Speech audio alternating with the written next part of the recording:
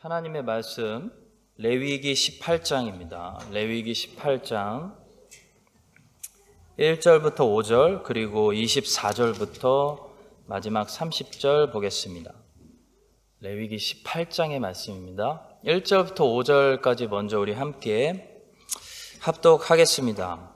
여호와께서 모세에게 말씀하여 이르시되 너는 이스라엘 자손에게 말하여 이르라. 나는 여호와 너희의 하나님이니라. 너희는 너희가 거주하던 애굽 땅의 풍속을 따르지 말며 내가 너희를 인도할 가나안 땅의 풍속과 규례도 행하지 말고 너희는 내 법도를 따르며 내 규례를 지켜 그대로 행하라. 나는 너희의 하나님 여호와이니라. 너희는 내 규례와 법도를 지키라. 사람이 이를 행하면 그로 말미암아 살리라. 나는 여호와이니라. 자, 24절부터 이제 마지막 30절까지 함께 합독하겠습니다. 너희는 이 모든 일로 스스로 더럽히지 말라. 내가 너희 앞에서 쫓아내는 족속들이 이 모든 일로 말미암아 더러워졌고 그 땅도 더러워졌으므로 내가 그 악으로 말미암아 벌하고 그 땅도 스스로 그 주민을 토하여 내느니라. 그러므로 너희 곧 너희의 동족이나 혹은 너희 중에 거류하는 거류민이나 내 규례와 내 법도를 지키고 이런 가증한 일에 하나라도 행하지 말라. 너희 전에 있던 그 땅 주민이 이 모든 가증한 일을 행하였고 그 땅도 더러워졌느니라. 너희도 더럽히면 그 땅이 너희가 있기 전 주민을 토함같이 너희를 토할까 하노라. 이 가증한 모든 일을 행하는 자는 그 백성 중에서 끊어지리라. 그러므로 너희는 내 명령을 지키고 너희가 들어가기 전에 행하던 가증한 풍속을 하나라도 따르므로 스스로 더럽히지 말라. 나는 너의 하나님 여호와이니라. 아멘. 바른 신학은 바른 윤리를 반드시 만들어냅니다. 어떤 사람들은 성경이 신학으로만 가득 찬 책이라고 생각하는데요. 성경은 신학으로 채워져 있고 또 윤리로 채워져 있습니다. 예를 들어 로마서 1장부터 11장까지 신학으로 채워져 있고요. 12장부터 16장까지는 윤리로 채워져 있습니다.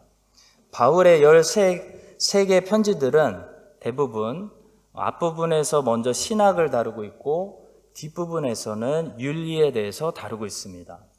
성경은 신학과 윤리가 잘 균형을 이루고 있는 책입니다. 물론 순서적으로 보면 항상 신학이 먼저입니다.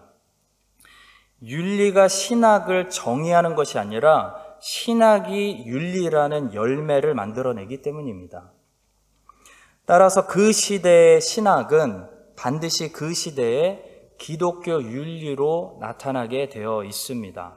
오늘날 우리가 만약 우리 시대의 신학이 과연 어떤 모습인지를 좀 알고 싶으면 우리 시대에 나타나고 있는 윤리의 모습을 보면 우리의 신학을 알 수 있습니다. 오늘날 우리는 예수님을 믿지 않는 세상 사람들의 윤리를 보며 놀라는 것이 아닙니다.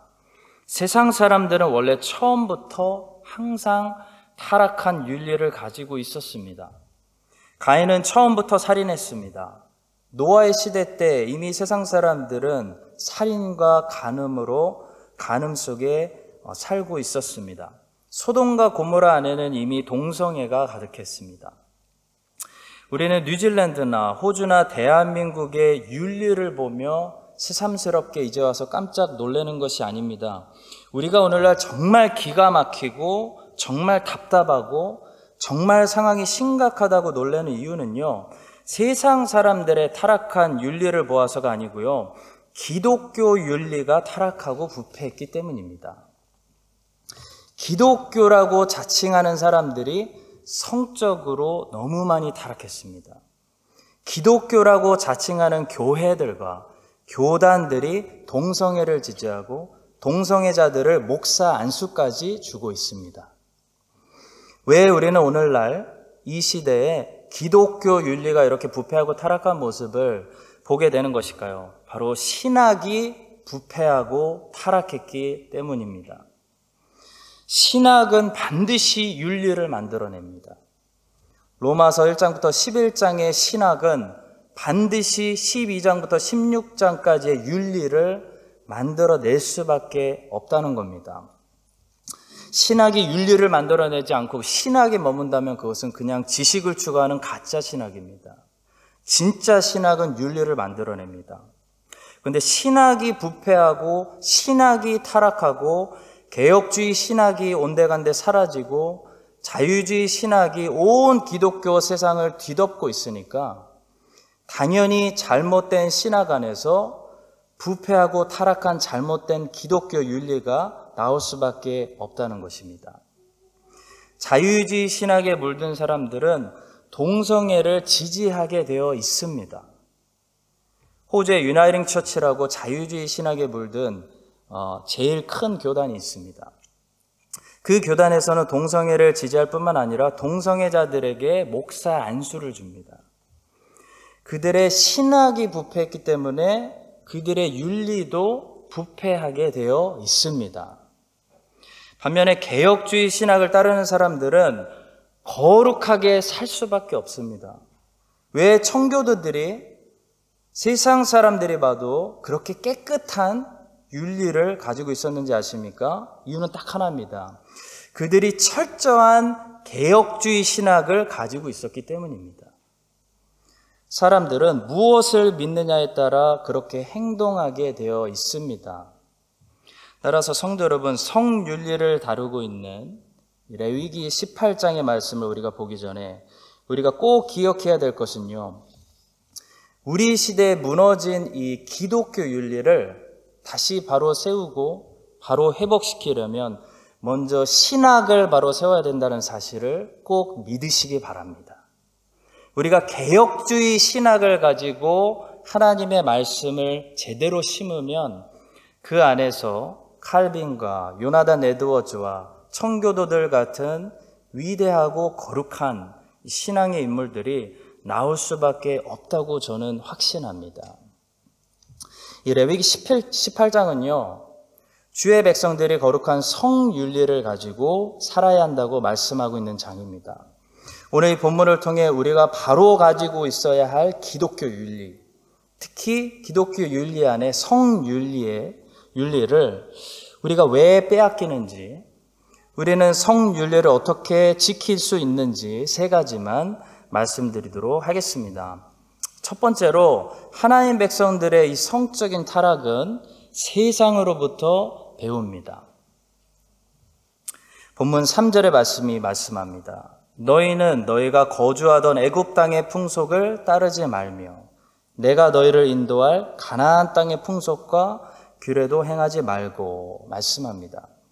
하나님께서 지금 성윤리에 대한 율법을 말씀하시기 전에 곧 우리가 앞에 읽고 뒤에 읽었는데요, 그 중간 내용이 뭐냐면 근친상간, 간음, 동성애, 또 수간, 동물하고 성관계라는 수간, 이런 잘못된 성행위들을 금지시키는 말씀을 이제 율법으로 주시기 전에 가장 먼저 첫 번째로 당부하시는 말씀은 다른 것이 아니라 이 말씀입니다. 애굽의 문화를 피하고 가나안 문화를 피하라는 경고의 말씀입니다. 자, 당시 애굽과 가나안 족속의 문화는 근친상간을 허락하고 동성애가 보편화되어 있었으며 동물하고 성관계를 나누는 수간까지 행해지고 있었습니다. 자, 따라서 하나님께서는 이런 잘못된 성행위들을 이제 6절부터 조목조목 금지하시기 전에 그런 잘못된 성행위들이 어디로부터 공급되어지는지를 먼저 말씀해 주십니다. 그러니까 집에 물이 새고 있는데 새는 물을 처리하고 닦기 전에 물이 새고 있는 곳이 어디인지를 먼저 가르쳐 주고 계신다는 겁니다. 성도 여러분, 아무리 크리스찬이 성적으로 깨끗이 살려고 해도요, 크리스찬이 세상의 문화를 다 접하고 있고 그러면서 살면 크리스찬은 성적으로 깨끗하게 살 수가 없는 겁니다. 왜냐하면 성적인 타락이 세상의 문화를 통해 우리에게 계속 공급되어지고 세상의 문화를 통해 보급되어지기 때문입니다. 양이라는 동물의 특징이 있습니다. 양들은요, 너무 순진해요. 순한 양이라고 부르죠. 양들은 자신이 얼마나 위험한 곳으로 다니는지 잘 모릅니다. 성경은 하나님의 백성들이 양과 같다고 말합니다. 우리는 때로 너무 순진합니다. 정말 위험한 세상의 문화를 막 접하고 있으면서도 성적으로 깨끗이 살아야지 라고 순진하게 생각한다는 겁니다. 그런데 세상을 다 접하고 살면 성적으로 순결하게 살 수 없다는 것이 하나님의 말씀입니다. 이것이 하나님의 판단이기 때문에 하나님은 처음부터 근친상간하지 말아라, 동성애하지 말아라, 수간하지 말아라 라고 말씀하고 계시는 것이 아니라 뭐라고 먼저 말씀하십니까?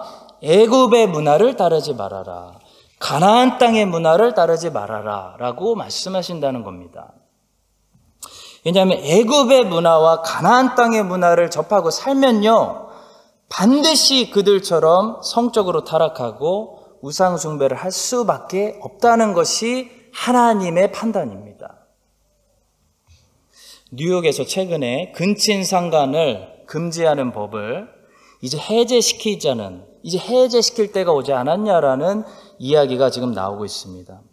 조금 있으면 이제 부모하고 자녀하고 합법적으로 결혼하는 그런 일들이 우리 눈앞에서 펼쳐지게 될 것 같습니다. 더 있으면 아마 세상에서 제일 리버럴한 뉴욕이나 캐나다에서 아마 제일 먼저 동물하고 결혼하는 그런 법도 통과될지도 모르겠습니다. 자, 이런 일들은 사실 동성애를 합법화해 줄 때 이미 예상했던 일들입니다. 많은 목사님들이 경고했던 말들입니다. 자, 세상이 이런데 왜 영화를 보면 안 되냐고 말할 수 있겠습니까? 세상이 이 정도인데 유튜브 보지 말라고, 가요 듣지 말라고 권면하는 말이 지나치다고 생각하십니까? 하나님께서 말씀하십니다.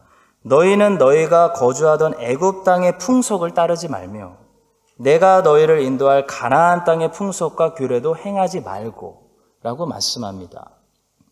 어렸을 때 우리가 손버릇이 나쁜 아이하고 친하게 가까이 지내면 부모님이 뭐라고 말씀하셨습니까? 너 절대로 도둑질하면 안 돼. 도둑질해서는 안 되라고 말씀하셨습니까? 거짓말 잘하는 아이하고 우리가 가까이 친하게 지내면 부모님이 너는 절대로 거짓말하면 안 돼라고 가르치셨습니까? 아닙니다. 부모님이 아마 이렇게 말씀하셨을 겁니다. 너 걔랑 놀지 마. 성도 여러분, 세상이랑 친하게 지내면서 나는 성적으로 타락하지 않겠다? 이런 세상인데요, 어리석은 생각입니다. 어리석은 생각을 넘어서서 교만한 생각입니다. 세상은요, 성적으로 완전히 타락했습니다. 끝났습니다. 동성애 합법화했다는 것은 성적으로 갈 때까지 갔다는 거 말하는 겁니다. 끝났습니다. 그러면 세상과 놀지 말아야 됩니다. 세상을 즐기지 말아야 됩니다. 지금 3절의 말씀은 우리 하나님 아버지께서 사랑하는 자녀들에게 정말 이렇게 말씀하시는 것과 같은 말씀입니다. 너 절대로 애굽하고 놀면 안 돼. 너 절대로 가나안하고 놀면 안 돼라고 말씀하시는 말씀입니다. 성도 여러분, 애굽하고 가나안하고 친하게 가까이 놀면서 그 문화를 즐길 거 다 즐기면서 그들의 거짓말은 안 배우고 그들의 도둑질은 안 배우고 그들의 성적 타락은 안 배우겠다? 그건 어리석은 생각이고요. 비합리적인 생각이고 설득력 없는 주장이고 더 나아가서 교만한 생각입니다. 할리우드 영화를 다 보고 한국 영화 다 챙겨보고 드라마, 가요, 유튜브 닥치는 대로 다 보면서 성적으로 타락하진 않겠습니다. 하나님의 백성으로 잘 살아보겠습니다. 거짓말입니다. 불가능합니다. 애굽을 끊어야 애굽의 문화를 끊을 수가 있습니다. 가나안을 끊어야 가나안의 문화를 끊을 수가 있습니다. 우리는 세상에게 줄 것만 있지, 복음을 줘야죠. 줄 것만 있지 우리가 세상으로부터 받을 것은 하나도 없습니다. 세상에게 뭘 받으려고 세상을 자꾸 바라보겠습니까? 세상은 우리에게 성적 타락 윤리, 우상 숭배, 온갖 더러운 불순종과 같은 죄 외에는 줄 수 있는 게 없습니다. 자꾸 만족을 주겠다고 세상이 거짓말하는 거예요. 그거 만족 아닙니다. 그게 뭔지 아십니까? 쾌락입니다. 쾌락과 만족은 완전히 다른 겁니다. 세상은 쾌락을 팔면서 쾌락을 선전하면서 만족을 팔고 있다고 자꾸 거짓말합니다. 우리가 사고자 하는 것은 만족이지 쾌락이 아닙니다. 우리가 찾고 원하는 것은 오직 그리스도만 주실 수 있는 만족입니다. 쾌락은 우리가 원하는 것이 아닙니다. 쾌락은 우리를 망가뜨립니다. 우리의 몸이 약해지고 건강을 잃고 빨리 늙어서 죽게 만듭니다. 쾌락은 우리로 하여금 더 목마르게 만들고 더 배고프게 만들고 더 불만족스럽게 만들 뿐입니다. 여러분과 제가 이 사실을 깨닫고 3절의 말씀, 오늘 주신 첫 번째 말씀, 3절의 말씀처럼 아무것도 우리에게 유익한 것을 줄 수 없는 세상하고 놀지 않고 우리에게 모든 유익한 것과 만족을 주시는 그리스도만 바라보는 그런 복된 자녀들 될 수 있기를 주의 이름으로 축복합니다. 두 번째로 성적인 타락은 땅을 더럽힙니다. 자, 땅을 더럽힌다는 것은 이제 다른 사람들까지도 죄에 빠지게 만들 수 있는 환경을 만들었다는 사실을 말합니다. 29절부터 보겠습니다. 이 가증한 모든 일을 행하는 자는 그 백성 중에서 끊어지리라. 이 말씀을 통해 우리는 하나님께서는 나머지 백성들을 보존하기 위해서 남은 백성들의 성적인 타락을 막기 위해서 가증한 성적 범죄 일을 행한 자를 끊으신다고 말씀하고 있습니다. 성도 여러분, 성적인 타락은 전염성이 강합니다. 우리가 살인자는 잘 쉽게 따라하지 못해도요, 간음자는 쉽게 따라할 수 있습니다.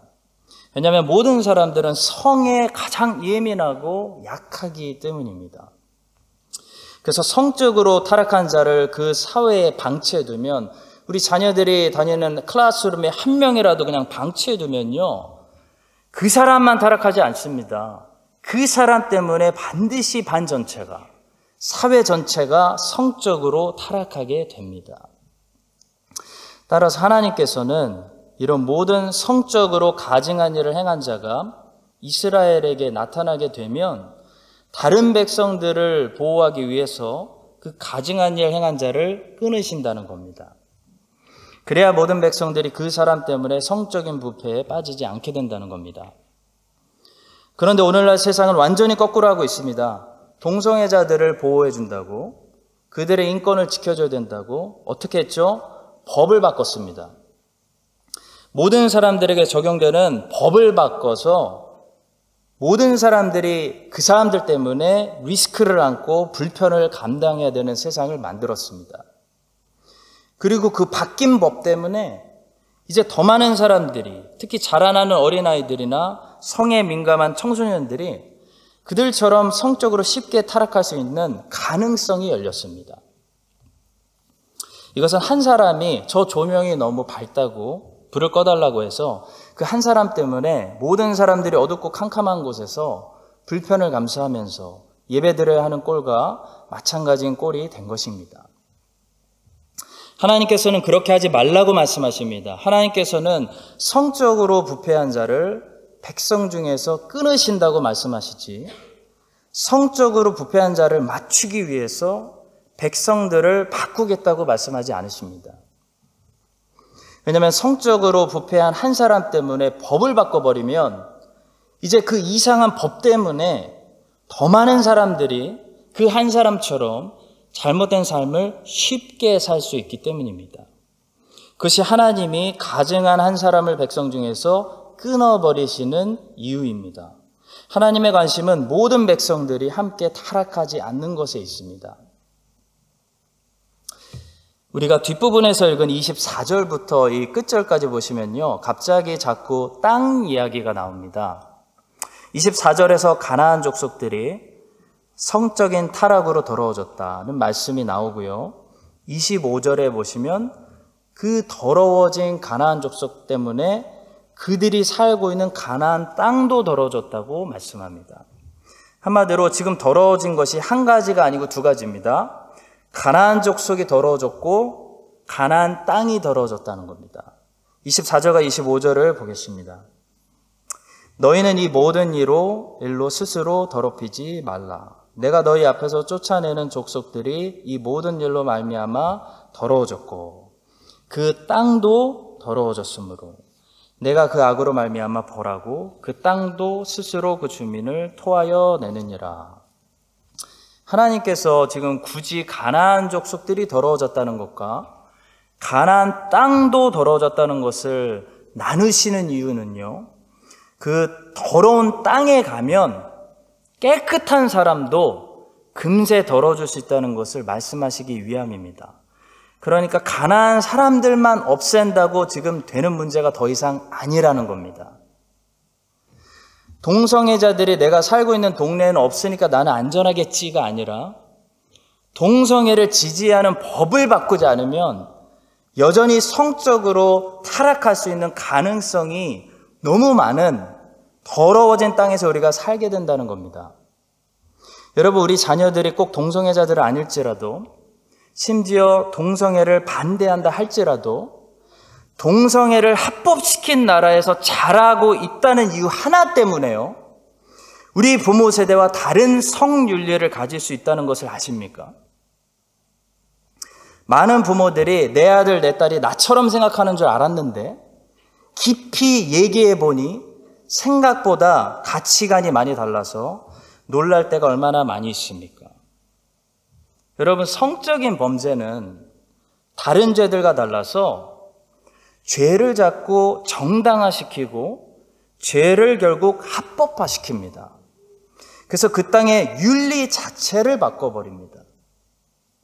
땅을 더럽힌다는 겁니다.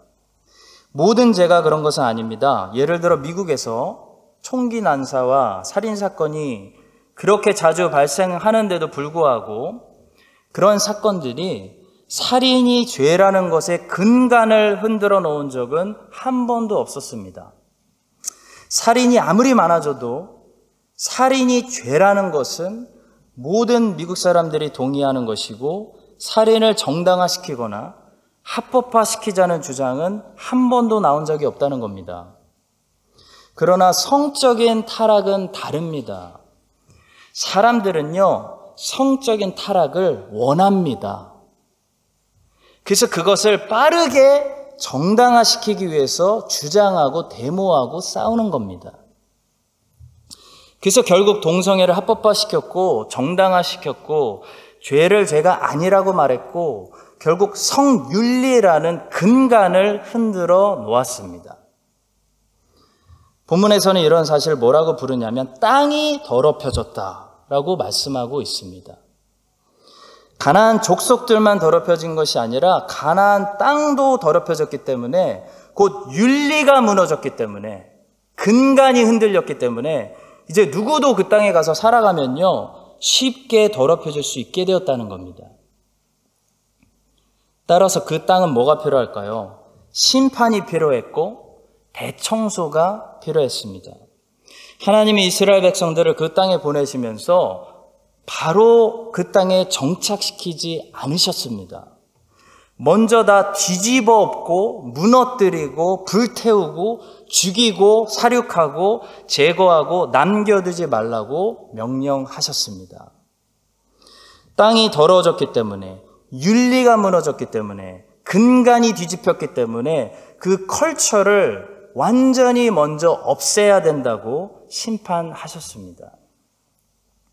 마찬가지로 오늘날 이 뉴질랜드를 비롯해서 서방 국가들의 문제는요, 사람들이 단순히 성적으로 타락했다는 것만이 아닙니다. 성윤리가 무너져 있다는 겁니다. 가나안 족속들만 문제가 아닙니다. 가나안 땅도 문제라는 겁니다. 동성애자들만 문제가 아닙니다. 죄를 정당화시키는 법이 문제입니다. 동성애를 합법화시키는 잘못된 법이 세워져 있는 한 잘못된 성윤리가 세워져 있는 한 하나님 보시기에 이 땅은 더러운 땅입니다. 이 더러운 땅은 계속해서 더러운 죄인들을 만들어내고 계속해서 더 성적으로 타락한 죄인들을 배출하게 되는 겁니다.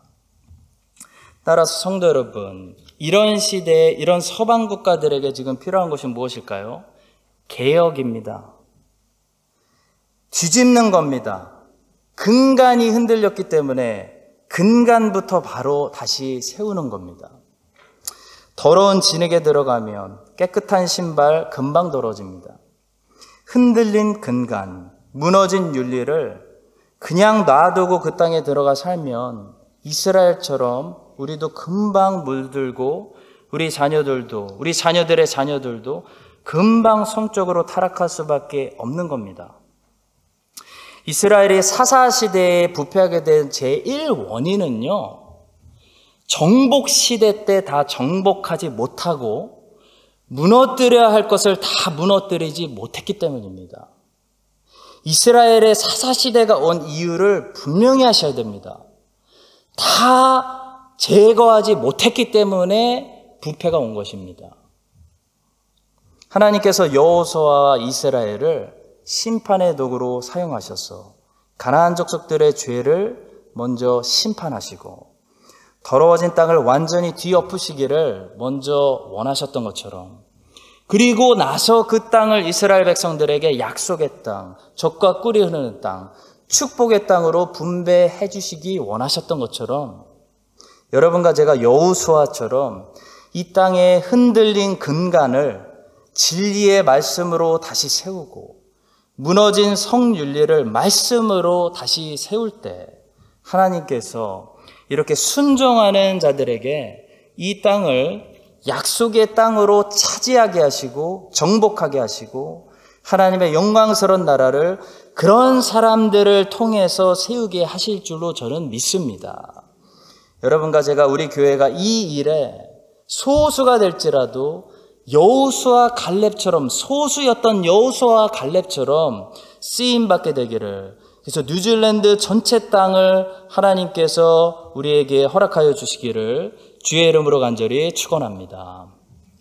마지막 세 번째로, 우리도 물들어서 타락하게 되면 땅이 우리도 토해내게 될 것이라는 말씀입니다. 이것이 18장의 마지막 말씀입니다. 레위기 18장에서 하나님께서 이스라엘에게 마지막으로 주신 경고가 있는데요, 한마디로 뭐냐면 너희도 조심해라 라는 말씀입니다. 28절입니다.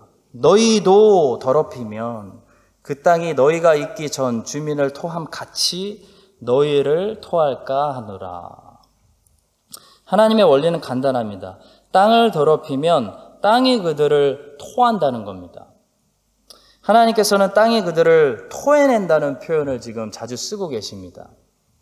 땅이 그 사람들을 거부하고 그 사람들이 땅에서 쫓겨나게 된다는 말씀입니다. 가나안 족속들은 가나안 땅에서 살 수 있는 기회를 이스라엘 백성들보다 먼저 얻었죠. 그런데 성적으로 타락했고 우상 숭배를 끔찍하게 했고, 오늘 말씀을 보시면 몰렉에게 자신 자녀들을 불태워드렸고, 그렇게 땅을 더럽히다가 그 기회를 이스라엘에게 한마디로 뺏겨버린 겁니다. 자, 그런데 재밌는 것은 이스라엘도 그 땅에서 우상 숭배했고 몰렉에게 제사 드렸고 성적으로 타락해서 땅을 더럽히다가 결국 그 땅이 이스라엘도 토해내서 바벨론 포로로 가게 되고, 포로 때부터 수많은 이스라엘 사람들이 그 땅에 다시 돌아오지 못하고 흩어져 살게 되는 디아스포라 백성이 된 것입니다. 자, 성경의 메시지는 간단합니다. 구약의 땅은요, 기업을 상징합니다. 기업은 약속이고 하나님이 주시는 유산이고 분깃입니다. 쉽게 말하면 하나님이 허락해 주시는 인생의 기회이고 복입니다. 그런데 쾌락을 즐기다가 우리는 이 기업을 빼앗기게 된다는 겁니다. 하나님이 나를 크게 쓰시려고 부르셨는데 하나님이 나에게 기업을 주시려고 기회를 주셨는데 내가 쾌락을 즐기고 있으면요, 하나님께서 그 기업을 주실 수가 없다는 겁니다.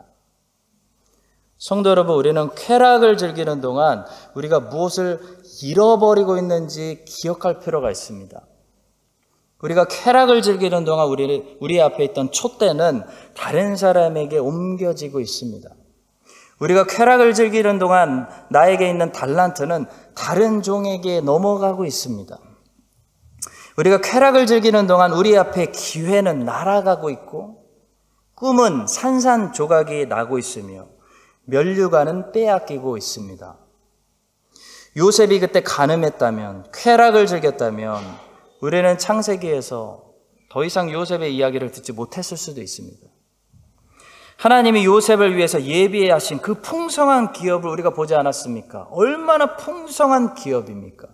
모든 사람들의 생명, 많은 사람들의 생명을 살리는 훌륭한 삶을 살아내고 말았습니다. 요셉은 그것을 놓치지 않았습니다.